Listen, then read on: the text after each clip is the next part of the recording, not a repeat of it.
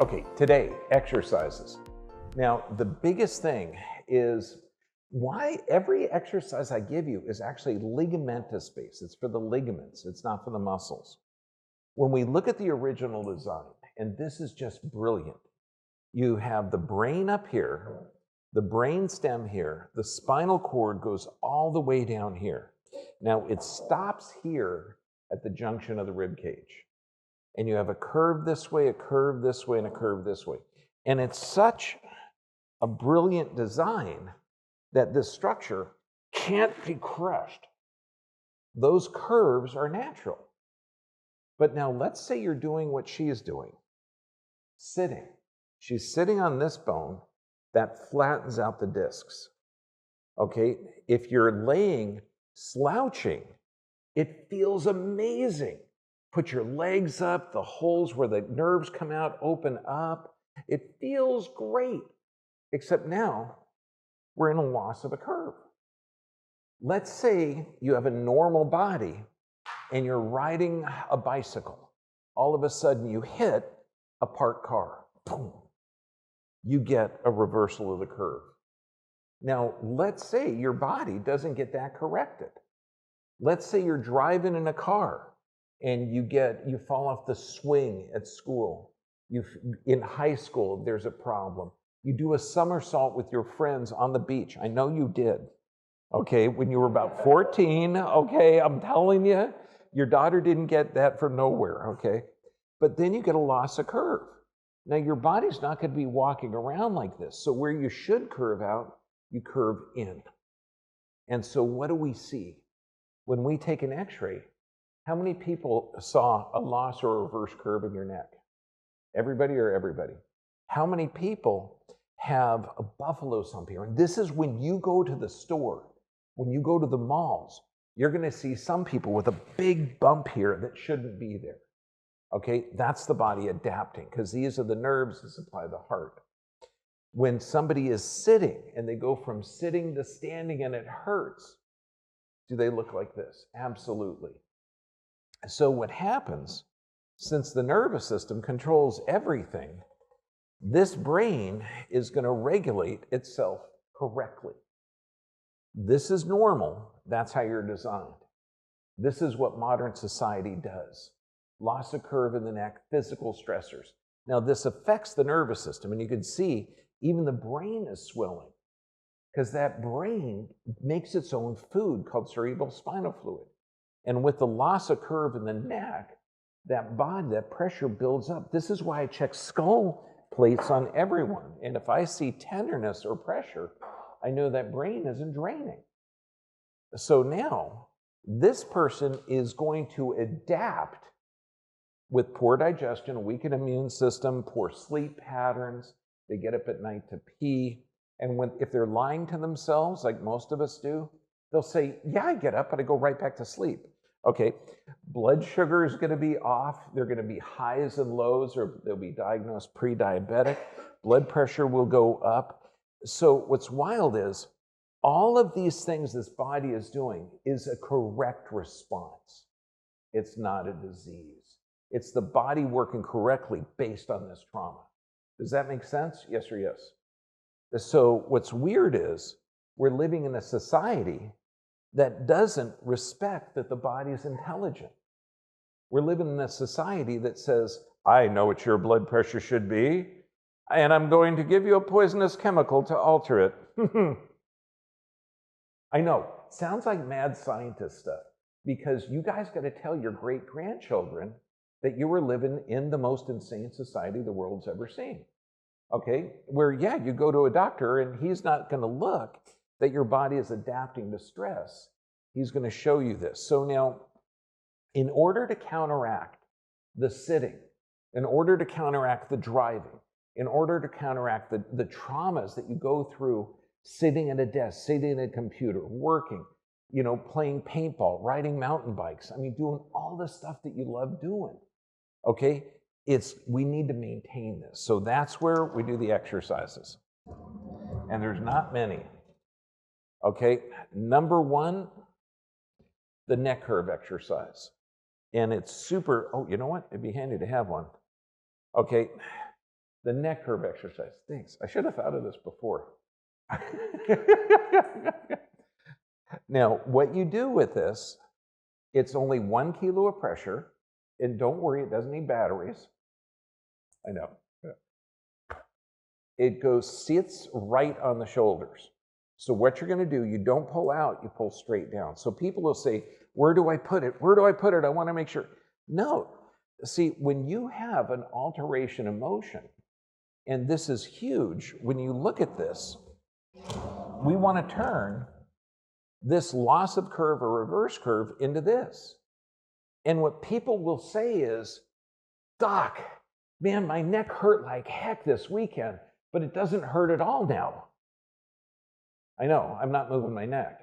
And that's what you'll say, dude, you're not moving your neck. So all this is doing is isolating the neck. That's all it's doing. And so when you pull straight down, it seats itself at the bottom. And then you just point your chin to the ceiling, look straight ahead and relax. So chin to the ceiling, look straight ahead and relax it. And you're only pulling down with 1 kilo of pressure. Now, you're not going to be bending back or up. And I had one nurse who I absolutely adored. She said, my neck hurts, and I do it just the way you told me. And I said, really? Could you show me how? I do it just like this. And oh, God. That's not what I suggested. So this is super gentle. 1 kilo of pressure down, and you're just looking up and straight ahead. Up, and when you look straight ahead, you relax it. 1 to 200 a day. And the reason I say 1 to 200 a day is because we have a lot of patients that will take it as far as they possibly can. I had one guy that said his neck was really sore because he was up to 3,000. So 1 to 200 a day is fine. Okay, and whatever. If you're working at a desk or office, beautiful, spread it throughout the day. If you're just working out at the gym, beautiful, do it before and after. Now, when you're sitting, we have this foam piece, which is hugely important. Now, when you look at normal, you don't want to put this down here where the curve of the lumbar is. You want to have it right at the junction of the rib cage and low back. So that's why the bottom of the elbow is the bottom of where the roll goes.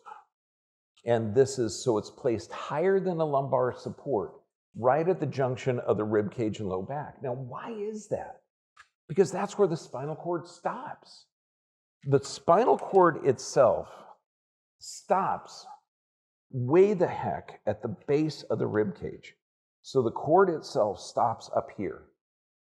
Now, it continues on as a bundle of nerves, and that's called the horse's tail or cauda equina.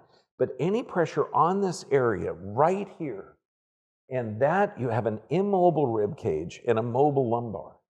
So any trauma or damage to that area negatively affects the entire gastrointestinal tract. It's called cauda equina syndrome. And what's produced in the gut? Neurotransmitters, brain function. So if you have alteration in the structure here, you're going to have absolute alteration in brain function. This is why when we talk about the nutrients, okay, your diet's going to be the same as your great-grandparents. You know, because, I mean, you know how nuts they were. They only ate organic, they ate free range, you know, but that's all they had. Can you pass this to your cousin? Even though she showed up late, she deserves a handout.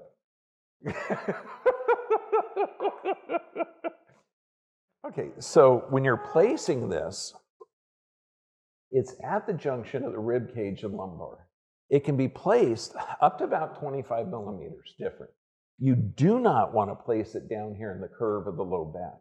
If you place it in the curve of the low back, the muscles are going to relax. What you want to do is you place it right at the junction of the rib cage and low back, and you're going to see you're forcing this curve forward. What does that do to the thoracic area? It places it backwards. So when you're sitting with this foam piece, you may notice in between the shoulder blade area, it feels better. Yeah, because you're increasing that kyphosis. Because when you're adapting, there's going to be a decrease of the normal curve of the spine. Now this one, it's 20 minutes. You place it back there and you take it out 10 minutes. Why 20 minutes? Well, let's look at engineering terms. So we have a material. Now this could be wood, steel, or human. Human tissue, if you put it under a force load, just like everything, and you release that force load, it retains its original shape.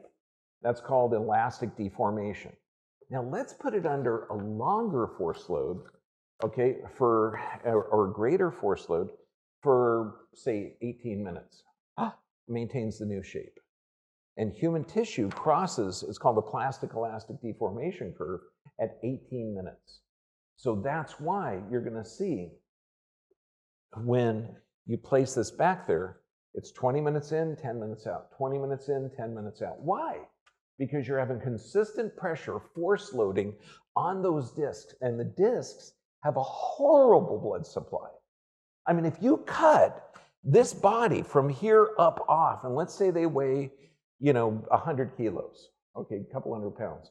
Over that little disc, you're looking at maybe, 50 kilos, maybe 60 kilos of pressure, or 100 pounds of pressure. So blood vessels would be crushed. So all of these discs get their nutrients through movement, the position and motion. And that's why movement is the key. That's why we'll recommend twisting exercises, foam pieces, everything, because any kind of movement restores this. But that's going to correct one of the most common injuries, which is a loss of curve at the lumbar or reverse curve. And what this affects, neurotransmitter production, all gut function. And the gut is not just immune system and brain function. It's called the gut-brain connection. It is everything. If you don't have this foam piece, because I know it sounds crazy, but people have forgot these on airplanes. And you know what I tell them? I say, it's a good thing the stewardess is going to pick it up and say, oh my God, it's a Bergman roll. Okay, as a liter bottle of water will substitute fine. Just get a plastic liter bottle. Be careful of the glass ones because it could break. So that's going to restore the lumbar curve and de-stress this area. Two of the most important ones. Now, when we look at the foam block can also be used in between the shoulder blades. And this is one of the toughest, most painful exercises ever. Now, when we look at this, God, I'm loving this flipping board. Okay, normal human curves come like this. If you have loss of curve in the neck, loss of curve in the low back, it's going to be peaking out here and be uncomfortable. And people won't be able to breathe. When they deep breathe, they're going to have some sharp pain. So this is an exercise that I walk people through because it's incredibly uncomfortable. It's placed between their shoulder blades, just like this, not like this. And when they lay on it, it's intense pain in the chest area because you're forcing those rib cages open. There's a lot of muscles on them. And then the discs inside of the thoracic, if you're always at the computer, they're not moving, so they're stiff. And so this is a person, if they're rounded over, they can't transfer oxygen. There's a lot of problems. So it's placed back here, and the chest is opened up, but you have to deep breathe. Anybody that I've given this to, you got to deep breathe diaphragmatically. Okay, every time it's back there. So all the time, the entire time. And it's going to be back there for 5 minutes, 5 to 10 minutes. And this is horrific. It's an exercise I give probably to maybe 10% of the public, okay, that are office workers. They've had some significant thoracic trauma. Now, the foot on a block stretch. And this is huge. So when we have a block, now normally, yes?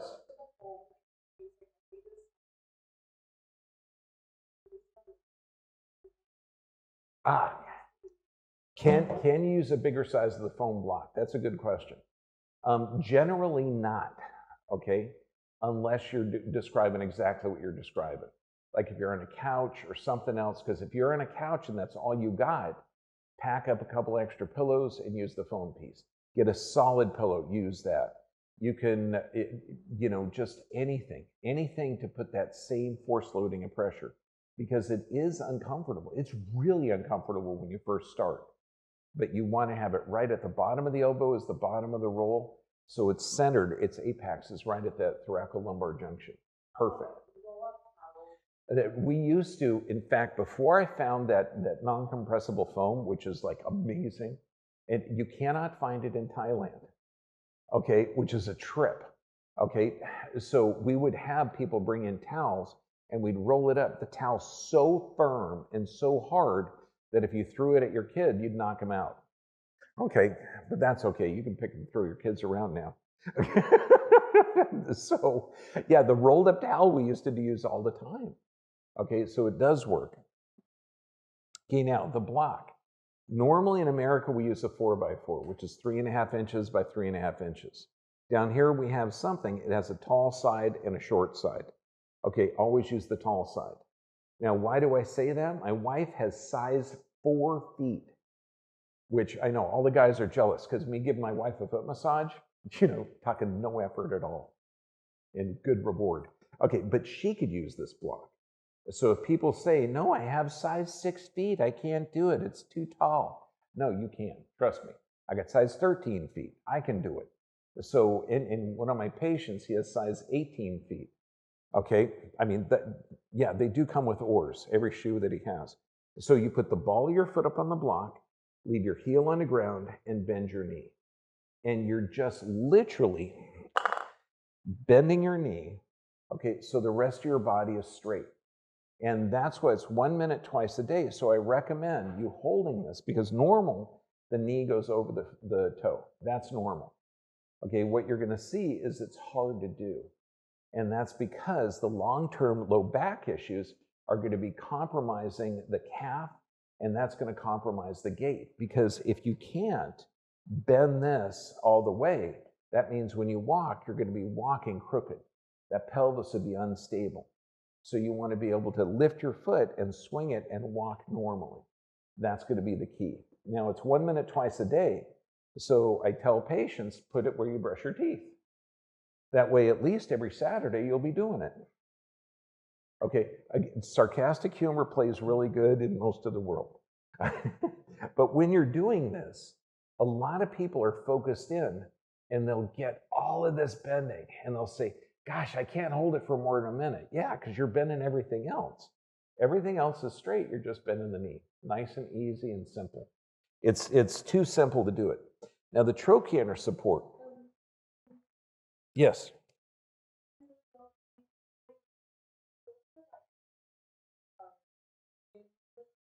Okay, if your feet are smaller than size 4 or bigger than size 18, you may want to modify the block. I know they're not. Okay. Well, in metric, I don't know what size 4 would be, but I know I can't find shoes in Thailand, and Sarah can. So, no, your foot is not abnormally sized. When you first start it, because we want to have a strain, you may have to take the support leg back. So this is bent at 90 degrees, and then you'll be able to start. You may only be able to bend this 5 degrees, maybe not at all. And that's okay. Just be patient. I don't want you to shorten it. I don't want you to make the block any smaller. You can make it bigger, but I don't want you to make it smaller. And so eventually, you're going to be able to do a normal function with your normal body.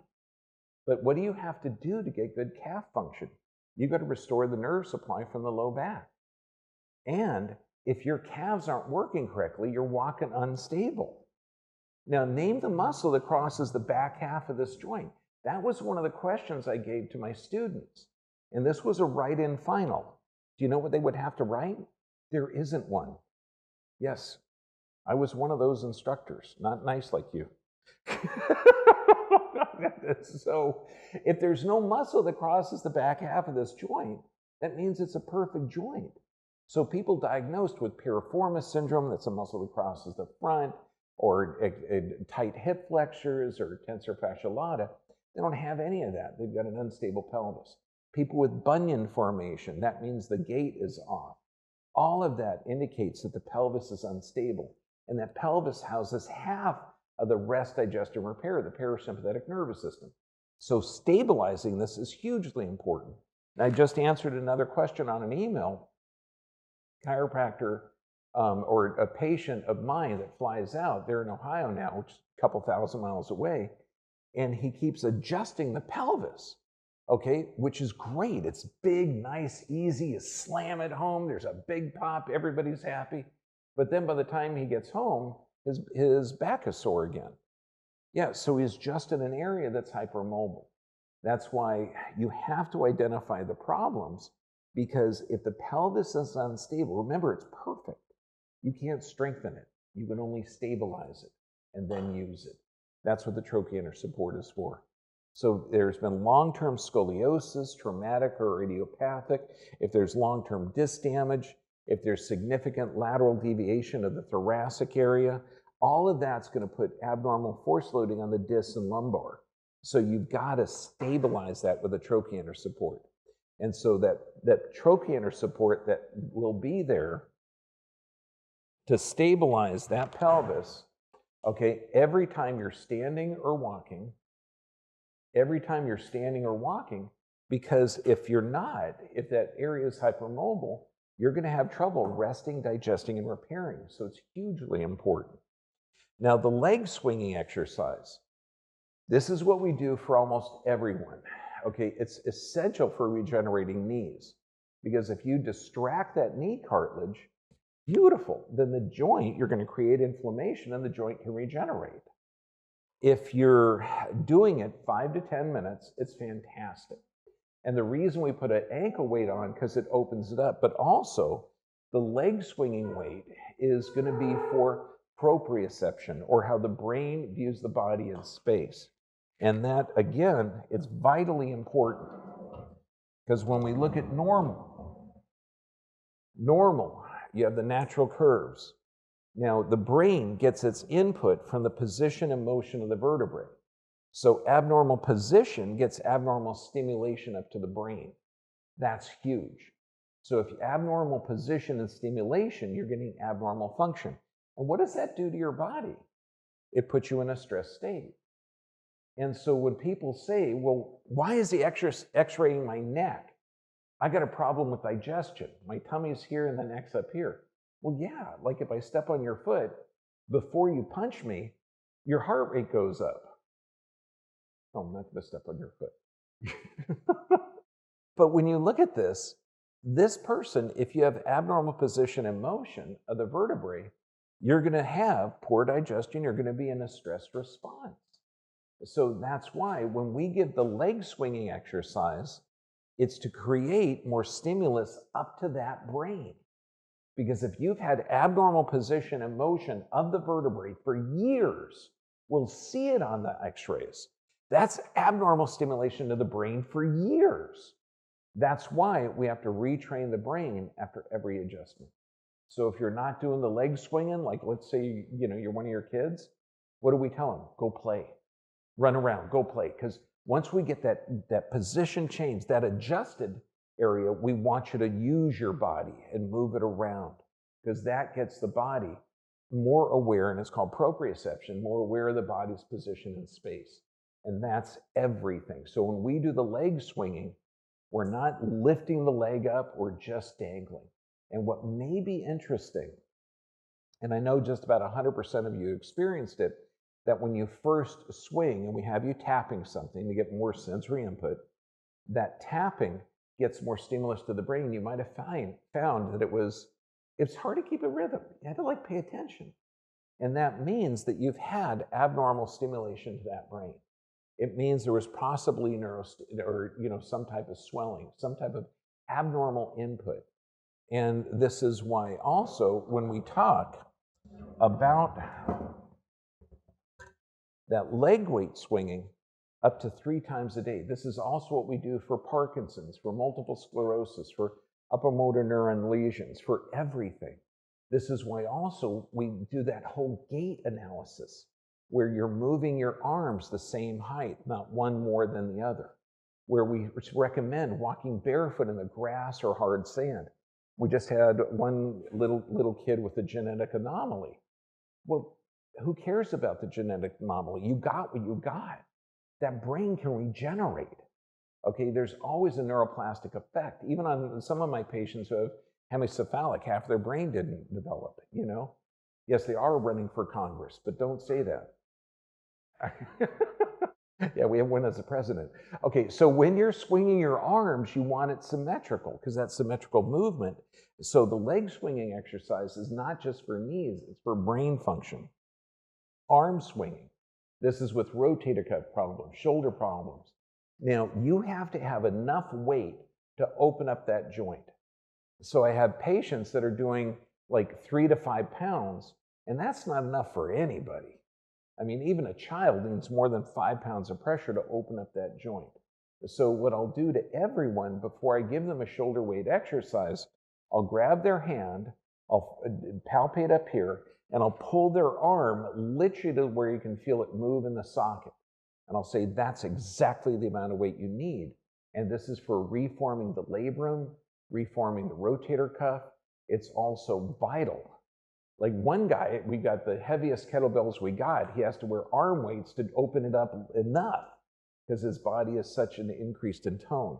So this is fantastic. And I recommend everybody, because if you're sitting like this or sitting like this, you know, where it's on a shelf, you're distorting that labrum socket. And if you have loss of curve in the neck, that's also going to lead to rotator cuff issues. Scoliosis, we give specific exercise based on the specific curve of the spine. But the basic thing on scoliosis is, again, we got the natural curves of the spine, lordosis, kyphosis, lordosis. What you're going to see in scoliosis, and it's like this, so it's strong, you can't compress it, it's fantastic. In scoliosis, you're going to see loss of curve here, loss of curve here, loss of curve here, and there's no shock absorbing. So the body typically will develop a right thoracic and a left lumbar, and this is literally the body adapting. So how you correct scoliosis is you restore the natural curves, and that's going to be the key. Yeah, I wanted to wait for you, but nobody else did. I still love you, brother. So the scoliosis exercises are everything. And then patellar tracking, and again, these are all going to be individualized exercises. And these are the exercises that you're going to do for a very short amount of time, okay? Because once you've reached the maximum correction, you don't want to do overstimulate. You don't want to advance an asymmetrical exercise. So does that make sense? Okay, so now, any questions on all of this? Just know that all the exercises we give you, if when you get to normal, you don't need to do them unless you ride in a car or sit in a chair. And this is what I tell everybody. If we move to the island and you don't have Western style chairs, you're eating fresh food and fresh fruit that you've grown or fresh fish that you've caught, and you're moving every day. You're not sitting 8 to 9 hours a day staring at electronic devices, okay? You're never going to need these exercises because the human body is designed to go to 120 years. The only modifications are my kid patients. Kid patients have no discipline to do this, and so I tell them to go crawling or watch TV with their laying on their tummy and their chin supported. That'll help get their curve back in the neck. And so, yeah, I force my kids, no, you have to watch 20 minutes of TV a day to get that curve back. You know, it's totally cool. Okay, any questions about this? Yes, ma'am. Yes.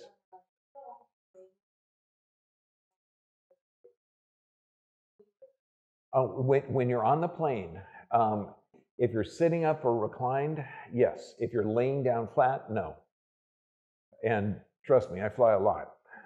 Okay, you know, and it's 20 minutes in, 10 minutes out. Yes, ma'am. It won't be as effective because human tissue, just like every material on the planet, you put under a force load, it maintains its original shape. That's called an elastic deformation. You put human tissue under the same force load for more time, it retains a new shape. That's called a plastic deformation. Human tissue crosses that deformation curve at 18 minutes. But you already know this. Like every TV commercial you've seen, you only got to do this 20 minutes a day. Where do they get that? It's because they know that you put the human body under consistent force load. At 18 minutes, it changes the shape. Then Pulling it out, your body goes under a whole different force load. Then putting it in, whole different force load.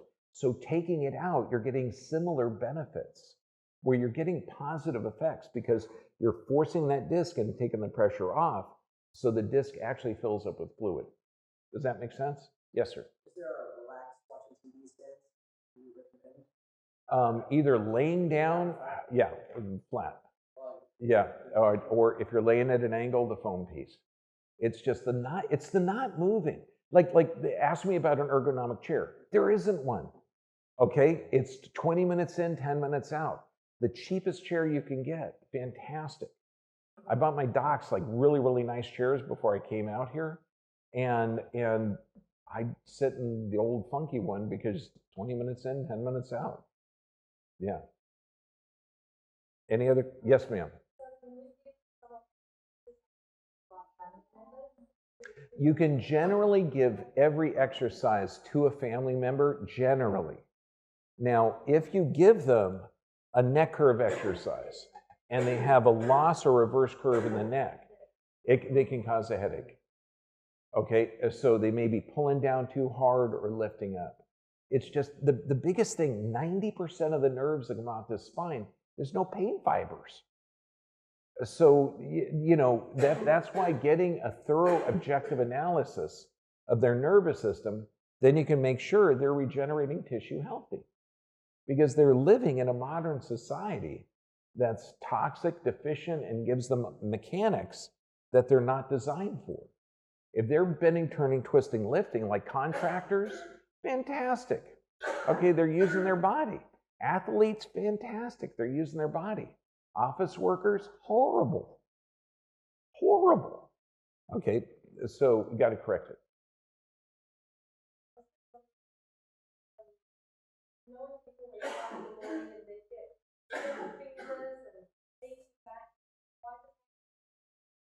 Okay, when people wake up in the morning, they'll get numb fingers or achy back or something. Why does that happen? I don't know, but I'm curious, is the body smart or stupid? Oh, so the body would only be given alarms to tell you that there's something wrong. Yeah, that would make sense. So why would the body give an alarm to tell you that there's probably something wrong in the back or something wrong in the neck? That's why. Poor digestion. Do we need to send them to the gastroenterologist who has no clue about the nervous system and they're going to give no idea on diet? They're an expert in disease? Or is the digestive tract an alarm? Is immune system, poor sleep patterns? Do they need drugs or a CPAP machine? Okay, or is that an alarm on the body? If the blood sugar, you're not diabetic yet, but you're pre-diabetic, okay? Or 95% of all diabetics are type 2. Is that really a disease or an adaptation to stress and a blood poisoning? So forget just waking up with a sore back. Hell, this is not even a problem. It's all alarms telling your body's under stress. None of this stuff is diseases. Nope. No. Human being, could it be from a poor position in sleep? Because I got the only mic. No. Your body is going to sleep in a position you find comfortable. What I want to ask you is this normal human being here and this person with a reverse curve here, loss of lordosis here, you know, lumbar whiplash here, what position are they going to find comfortable in? I don't know. I know, it's a really shitty question. Yeah, and I've had discussions with certain doctors at the school I used to teach at where, yes, of course, you need to sleep on your back and side. You never want to sleep on your stomach with your head turned. I said, really, doc, how does that work with reverse curves? I know, I was so mean. Oh, God, bam, they're not getting up. Okay, yeah, because you don't know. You're going to find a position comfortable for you. And know that when we're changing you from abnormal to normal, you're going to find different positions more comfortable. I just had a patient this morning, super excited. They're able to sleep on their sides now. Good job, dear. Yes, sir. So if we're able to work standing up or just watch TV on the living room, always It's exactly, because you're working more to your design parameters. Cultures that have no Western style chairs don't have back issues. Okay, they've got, you know, sewage issues and other stuff, you know, but not spinal structural issues. When you see Aboriginal cultures, like look at, you know, I'm talking like Australia outback, South America, Africa. You look at the 80, 90-year-old Aboriginal guys out there, beautiful posture. What happens? They walk about 8 to 9 miles a day. They get nothing but organic food. They're fantastic. You look at 50, 60-year-olds in modern society, you know, or 30 or 40-year-olds, they're beaten down, man. Yeah.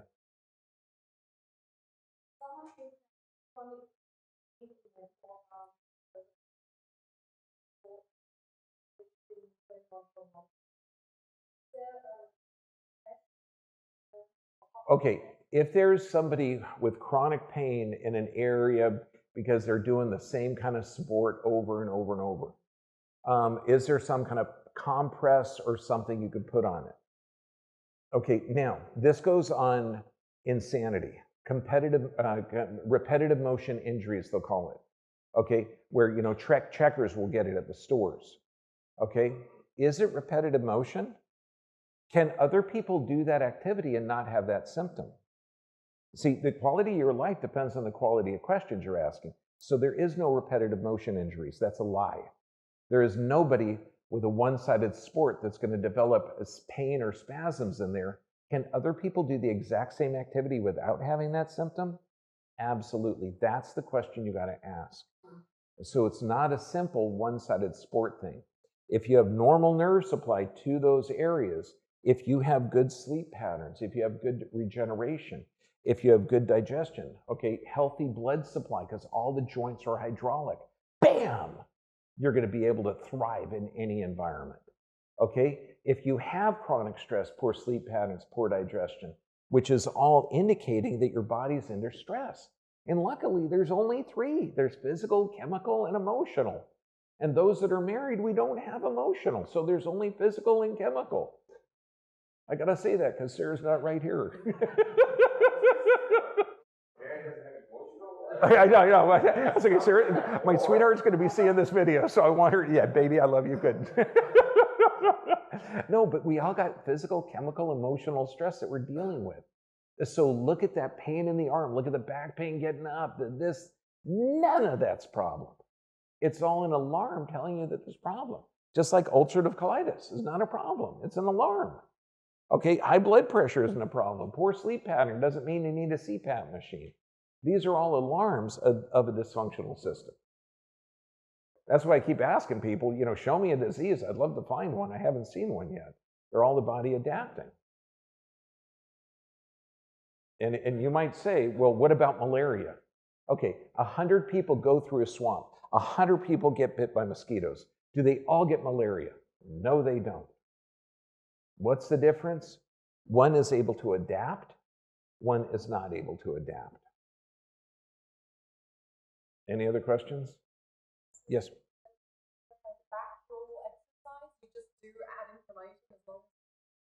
No, as long as you're under forces that you're not designed for. You were not designed to sit. Like, okay, now think of this. Okay, if I said, yeah, I had this guy who was golfing for 7 hours in a row and his back was sore. You would say, well, duh. Because under the bending, turn, and twisting, the pressure on the L5-S1 disc increases 8 times normal. What you're doing now increases that pressure 5 times normal. So now think of this. Okay, this is kind of cool. So when you're sitting on the butt bone here. Okay, when you have the normal curve, you sit, that curve flattens out, increasing the pressure on the disc, but all the holes open up where the nerves come out. So it feels good when you're sitting down, but you're actually reversing the discs. Isn't that cool? So as long as you're putting this under damage, you need to have that 20 minutes in, 10 minutes out. Because you said, do I need to do it forever while I'm sitting? Absolutely, because you're not designed to sit. And then I tell people to get every hour and start moving every joint. Why? Because it helps the brain function. If you've got a big business meeting and you've been sitting down not moving all day long and you're dehydrated, you are not going to be responding well in that business meeting. You get out there, you go for a quick walk, do some diaphragmatic breathing and hydrate. By God, you're going to be dominating. And it's way more fun to dominate. Yes, ma'am. Oh, that's going to be for thoracic. That should have been in the bottom of specific exercises based on that. And it's all that there's a lot of exercises that they're individualized and they're only meant to be done a short time. And if you do them wrong, it's dangerous. Like the nerves that supply the heart come out of here, T1 through T4 and the brainstem. So if you give them an exercise and they have a significant lateral deviation and you make that deviation worse, you're talking cardiac arrhythmias, heart palpitations, everything increases. So that's why I leave a space on the bottom to write out specific. Right arm on the wall, left arm on the wall, left arm higher on the wall, lower anterior rib cage. So it's all based on what the thoracic is like.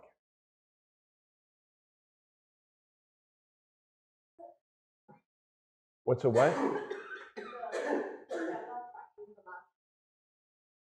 Oh, patellar tracking. That's another individualized one that you can overdo really, really easy.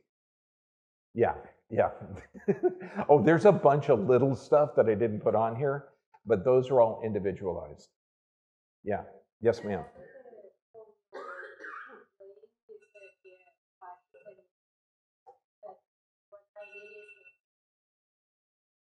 Oh, that's in between the rib cage area. That's where you're forcing the rib cage back, and that's incredibly uncomfortable. That's why the leg swinging exercise, it's only 5 to 10 minutes. The arm swinging is only 5 to 10 minutes. Because with those exercises, it's more dynamic. You're creating inflammation, you're forcing that into a different position so the body can regenerate. Okay, so it's short term, it's uncomfortable, but you're creating enough inflammation where the body can regenerate. Okay? Any other questions? Good. Kapun Krap, thank you very much.